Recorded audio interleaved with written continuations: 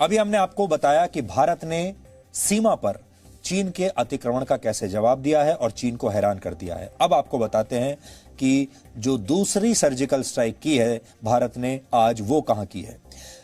Digital दुनिया में चीन के अतिक्रमण पर भारत ने आज एक और स्ट्राइक की है। भारत ने चीन के 118 मोबाइल फोन एप्लीकेशंस पर आज प्रतिबंध लगा दिया। जिन ऐप्स पर रोक लगी है उनके नाम आप ध्यान से सुन लीजिए, देख लीजिए, नोट कर लीजिए। हो सकता है इनमें से बहुत सारे ऐप्स आप भी इस्तेमाल करते हो। इनमें PUBG, super cleaner, hide app और वी चैट जैसे ऐप शामिल हैं। ज्यादातर ऐप्स ऐसे हैं जिन्हें भारत में लाखों करोड़ों की संख्या में लोग इस्तेमाल करते हैं। हाल ही में सीमा पर जिस तरह से भारत और चीन के रिश्ते बिगड़े हैं, उसके बाद से ये चीन के खिलाफ भारत की सबसे बड़ी कार्रवाई है। चाइनीज ऐप्स को बैन करने की ये तीसरी किश्त है। इससे पहले इसी वर्ष जून में भारत ने पहले 59 ऐप्स बैन किए थे, फिर जुलाई में 47 और ऐप्स पर पाबंदी लगा दी गई और अब भारत में चीन के कुल 224 ऐप्स बैन किए जा चुके हैं। आज भारत ने चीन के जिन 118 ऐप्स को बैन किया है, उनकी पूरी लिस्ट आप डीएनए देखते देखते यहां नोट कर सकते हैं। आपकी स्क्रीन पर आती रहेगी, ताकि अगर आप इनमें से किसी ऐप का इस्तेमाल करते हैं तो अब आप इन्हें फौरन डिलीट कर दीजिए अपने फोन से। भारत सरकार के अनुसार ये तमाम ऐप्स देश की सुरक्षा के लिए खतरा बन चुके थे। इनसे भारत के करोड़ों यूजर्स का गोपनीय डेटा, आपका डेटा लगातार देश से बाहर जा रहा था बिना आपको बताए।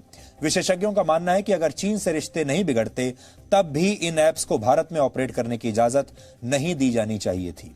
एक आंकलन के मुताबिक चीन के ये ऐप्स दुनिया भर से जो कमाई करते हैं उसका औसतन 30 से 40% हिस्सा भारत से आता है, यानी आप लोगों की जेब से आता है। उदाहरण के लिए पबजी के दुनिया भर में 56 करोड़ यूजर्स हैं, जिनमें से 17 करोड़ अकेले भारत में है, यानी पबजी इस्तेमाल करने वाला हर तीसरा व्यक्ति भारतीय है। पबजी ने इस साल जुलाई तक दुनिया भर में 22,000 करोड़ रुपए से ज्यादा का बिजनेस किया था और इसमें भारत के यूजर्स का एक बहुत बड़ा हिस्सा है।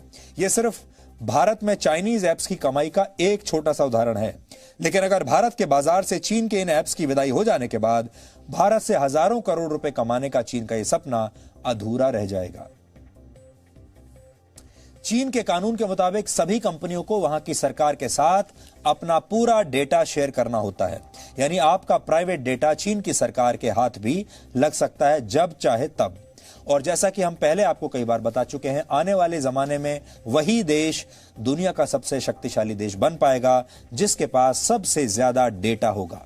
अब युद्ध जीतने के लिए परमाणु बम या मिसाइलों की जरूरत नहीं है, बल्कि सिर्फ आपके डेटा का इस्तेमाल करके भी कोई देश किसी दूसरे देश को घुटने टेकने पर मजबूर कर सकता है। भारत के मोबाइल ऐप मार्केट में चाइनीज ऐप्स की घुसपैठ पिछले कुछ वर्षों में बहुत बढ़ गई थी। इसके बारे में आज हम आपको विस्तार से बताते हैं। मोबाइल ऐप डाउनलोड्स के मामले में वर्ष 2017 में टॉप 100 ऐप्स में से, यानी जो टॉप 100 ऐप्स थे, उनमें से सिर्फ 18 चाइनीज ऐप थे 2017 में। अगले साल यानी 2018 में टॉप 100 ऐप्स में चाइनीज ऐप्स की संख्या बढ़कर 44 हो गई।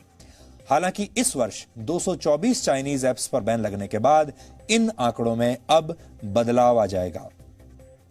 भारत में सबसे लोकप्रिय चाइनीज ऐप्स में पबजी भी शामिल है और हो सकता है आपके परिवार में भी, आपके जानने वालों में भी बहुत सारे युवा और बच्चे ऐसे होंगे जो पबजी का इस्तेमाल करते होंगे। मोबाइल फोन पर पबजी जैसा गेम खेलने वाले भारतीय लोगों की संख्या 17 करोड़ से ज्यादा है। इस बात की पूरी संभावना है कि आप या आपके परिवार का कोई ना कोई सदस्य पबजी तो जरूर खेलता ही होगा, लेकिन अब इस पर प्रतिबंध लग गया है। इसे आप डिलीट कर दीजिए। और आपको गेमिंग की लत लगाने वाला पबजी भी एक चाइनीज कंपनी टेंसेंट और एक और South Korean company Blue Hole द्वारा संचालित है। चीन के सोशल मीडिया ऐप टेंटेन पर भी अब प्रतिबंध लग गया है। वर्ष 2021 तक भारत में इस ऐप के यूजर्स की संख्या 20 करोड़ होने की संभावना थी और यह ऐप एक चाइनीज कंपनी मोमो का है। सुपर क्लीनर ऐप का इस्तेमाल भी भारत में बहुत होता था। यह ऐप आपके मोबाइल फोन की स्पीड बढ़ाने का दावा करता है। भारत में 9 करोड़ से ज्यादा लोग इसका इस्तेमाल करते हैं। इस ऐप पर भी प्रतिबंध लग गया है। इसी तरह यू डिक्शनरी अंग्रेजी शब्दों का मतलब बताने वाला एक बहुत ही लोकप्रिय ऐप है। यह ऐप भारत की 15 भाषाओं में काम करता है। भारत में इसके 6 करोड़ यूजर्स हैं और इस पर भी अब प्रतिबंध लग गया है। ऐसा नहीं है कि चीन के सिर्फ मोबाइल फोन ऐप्स ही यूजर्स की प्राइवेसी और सुरक्षा को खतरे में डालते हैं।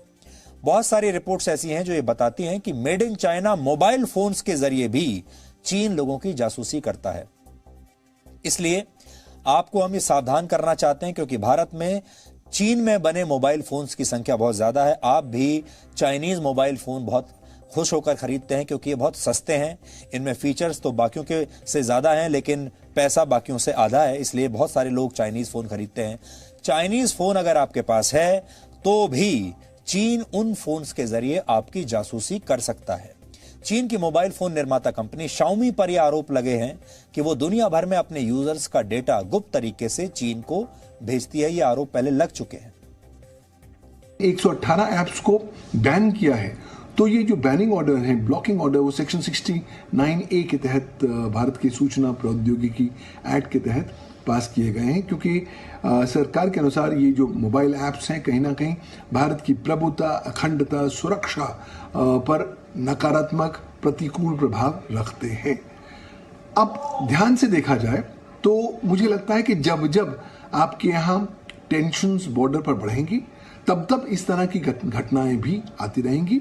ये एक ट्रेंड सा नजर आ रहा है। और वैसे भी जब सरकार ने ये 118 मोबाइल ऐप्स को बैन किया है तो मुख्य उद्देश्य यही है कि भारत की जो प्रभुता, अखंडता और सुरक्षा है उसको हम सबल रूप से पूरी तरीके से सुरक्षित रख सकें। क्यों? क्योंकि आज भारत नहीं चाहता कि भारत एक लीकिंग इकोसिस्टम बन जाए। सबसे बड़ा कारण चाइनीज ऐप बंद करने का यह है कि जो हमारे डेटा, इंपॉर्टेंट डेटा, उसका लीकेज बहुत ज्यादा था, जो कि हमारे क्रेडेंशियल्स आप सुनते थे, क्रेडिट कार्ड्स हैक हो गए, बैंक अकाउंट्स हैक हो गए, वो सब कहीं ना कहीं 70% उसमें चाइनीज ऐप का ही रोल था। और जहां तक बात है चाइनीज ऐप बंद होने से, डेफिनेटली चाइना को बहुत बड़ा एक इकोनॉमिकल प्रेशर आएगा, क्योंकि उसके पास से लगभग इंडिया के करोड़ों में जो यूजर्स हैं वो हट जाएंगे। आपको याद होगा जी न्यूज ने जून के महीने में भारत में चीन के सामान के बहिष्कार की एक मुहिम चलाई थी। लगभग 1.5 महीने में जी न्यूज की इस मेड इन इंडिया मुहिम से 1 करोड़ से ज्यादा लोग मिस्ड कॉल देकर जुड़े थे। आप लोगों ने बहुत समर्थन दिया था और उसके बाद से ही चीनी सामान के खिलाफ जो एक पूरा माहौल बना है, ये उसके बाद ही बना है, क्योंकि भारतीय लोगों ने दुनिया को अपनी शक्ति का एहसास करा दिया। भारत के लिए ये एक बहुत बड़ा, सुनहरा और शानदार मौका है। ये टेक्नोलॉजी के मामले में एक तरह का नया राष्ट्रवाद है। आप राष्ट्रवाद आजकल बहुत सुनते होंगे, राष्ट्रवाद शब्द, अंग्रेजी में इसे नेशनलिज्म भी कहते हैं। राष्ट्रवाद अब ये एक अलग तरह का राष्ट्रवाद आज से शुरू हो रहा है। इसे आप टेक्नोलॉजी का राष्ट्रवाद भी कह सकते हैं। आप इस तरह से समझिए कि दुनिया की 10 बड़ी टेक्नोलॉजी कंपनियां जो हैं, उनमें से 5 चीन की टेक्नोलॉजी कंपनियां हैं। चीन ने इंटरनेट राष्ट्रवाद के दम पर यह काम किया। भारत के पास भी अब यह मौका आ गया है। चीन के कुल 224 मोबाइल ऐप्स पर पाबंदी लग चुकी है। इससे भारतीय कंपनियों के पास एक सुनहरा अवसर है कि वो वर्ल्ड क्लास मोबाइल ऐप्स बनाएं और अपनी कंपनियों को वर्ल्ड क्लास बनाएं।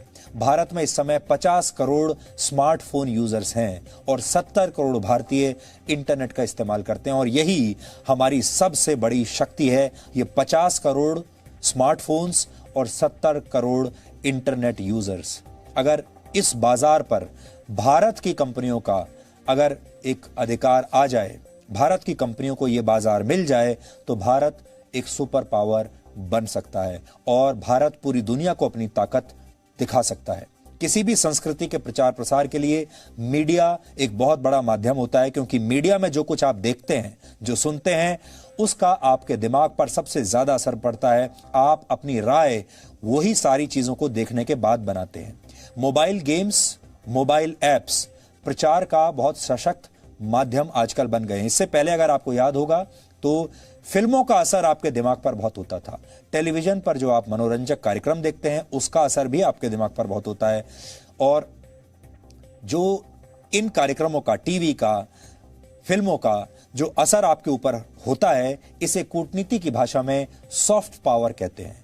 जिस देश की जितनी ज्यादा सॉफ्ट पावर होती है, वो देश उतना ही ज्यादा शक्तिशाली माना जाता है। जैसे उदाहरण के लिए अमेरिका आज सबसे ज्यादा सॉफ्ट पावर वाला देश है, क्योंकि आप भारत में रहते हुए भी अमेरिका में बसने के सपने देखते हैं, अमेरिका के सिटीजनशिप लेने के सपने देखते हैं। अमेरिका का वीजा लेना आज किसी भी भारतीय के लिए या दुनिया में किसी भी आदमी के लिए एक सपने जैसा है। लोग अमेरिका को एक सुपर पावर मानते हैं और उसके पीछे बहुत बड़ी जो हाथ है उसके पीछे, वो है अमेरिका के हॉलीवुड का। क्योंकि जो फिल्में आप देखते हैं अमेरिका के बारे में, हॉलीवुड की अंग्रेजी फिल्में, उन सब फिल्मों में आपको यह बताया जाता है कि अमेरिका सर्वशक्तिशाली देश है। और उन फिल्मों को देखते देखते अब आपने ये स्वीकार कर लिया है कि अमेरिका ही सुपर पावर है। बच्चे या बड़े जो आजकल वीडियो गेम्स खेलते हैं, वो भी इसी सॉफ्ट पावर के एक हथियार की तरह है। अब यह सॉफ्ट पावर फिल्मों से बाहर निकलकर, टीवी से बाहर निकलकर मोबाइल ऐप्स के जरिए आपकी दुनिया में आ गया है। अब यह सॉफ्ट पावर जो ऑनलाइन गेम्स हैं उनके जरिए आपके जीवन में आ गया है। इसलिए ये जो ऑनलाइन गेम्स हैं, ये जो मोबाइल ऐप्स हैं, इनकी सोच मोबाइल वीडियो गेम से के जरिए आपको प्रभावित करती है। अब तक भारत चीन के 224 मोबाइल ऐप्स पर प्रतिबंध लगा चुका है। भारत के चीन के सामान के खिलाफ इस कदम का मतलब समझना जरूरी है। क्या यह भारत के आत्मनिर्भर अभियान की दिशा में उठाया गया कदम है? क्या डिजिटल दुनिया में भारत की शक्ति का एहसास कराने का समय अब आ चुका है? क्या भारत के पास दुनिया की डिजिटल राजधानी बनने का सही समय है? हमें कुछ बातों पर आज ध्यान देना होगा। सबसे बड़ी सच्चाई यह है कि दुनिया में संख्या के लिहाज से सफल इंजीनियर भारतीय हैं। तो सवाल यह उठता है कि क्या भारत सिर्फ अपने इंजीनियर्स के दम पर दुनिया की डिजिटल राजधानी बन सकता है? क्या आईटी इंजीनियर्स के दम पर हम ये सब कर सकते हैं? भारत में कई बड़ी अंतर्राष्ट्रीय टेक्नोलॉजी कंपनियों के दफ्तर हैं। बेंगलुरु, गुरुग्राम, हैदराबाद और पुणे के दफ्तरों में अंतर्राष्ट्रीय कंपनियों के छोटे छोटे काम होते थे। उस वक्त शायद इन कंपनियों को उतना भरोसा नहीं दिखता था। अब आप देखिए जिस तरह भारतीय कंपनियां आई हैं, वो आपको समझ में आएगा कि भारत आईटी के क्षेत्र में भी एक सुपर पावर बन सकता है। तो कहने का आपसे मतलब यह है कि भारत अब अगर चाहे तो आईटी के क्षेत्र में इन ऐप्स के जरिए, इन ऑनलाइन गेम्स के जरिए अपनी सॉफ्ट पावर को बहुत कई गुना तक बढ़ा सकता है।